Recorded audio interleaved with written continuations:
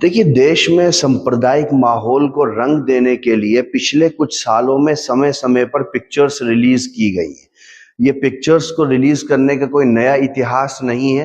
आपने देखा होगा कश्मीर फाइल्स पिक्चर रिलीज की गई। हालांकि उस वक्त ये सवाल किया गया था कि कश्मीरी पंडितों को जब पलायन पर मजबूर किया गया था तो केंद्र में कौन सरकार में था, उसका जवाब नहीं दिया गया।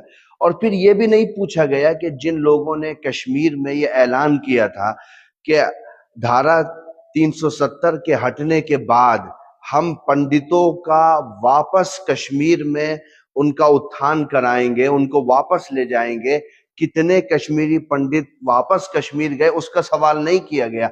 एक पिक्चर निकाल दी गई। उसके बाद केरला फाइल, जिसको प्रोपेगेंडा अवार्ड मिला पिक्चर को, जिसमें जितने तथ्य थे उनका कोई आधार ही नहीं था। उसी श्रृंखला की एक कड़ी उदयपुर फाइल्स थी।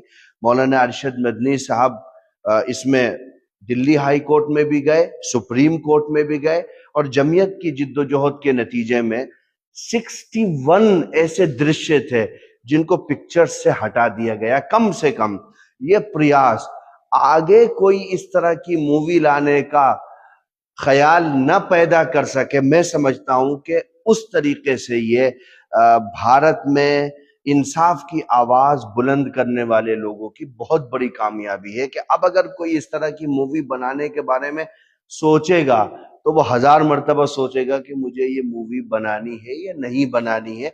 क्योंकि इस तरह की रुकावटों के बाद मैं नहीं समझता कि भारत में अब इसका और स्कोप होगा। और सर, राहुल गांधी ने प्रेस कॉन्फ्रेंस करके जो वोटों का गड़बड़ी का आरोप चुनाव आयोग पे लगाया, उन्होंने पूरा एक्सप्लेन किया है। और आज इंडिया ब्लॉक की बैठक भी वहां है, तो क्या कहेंगे? देखिए, मूल रूप से भारत लोकतांत्रिक राज्य के रूप में राष्ट्रीय पटल पर जाना जाता है। ये लोगों के माध्यम से, जनता के माध्यम से सरकार का चयन होता है। अगर उस चयन की प्रक्रिया पर ही प्रश्न चिन्ह लगा दिया जाए तो ये लोकतंत्र की नींव को खत्म करने वाला है।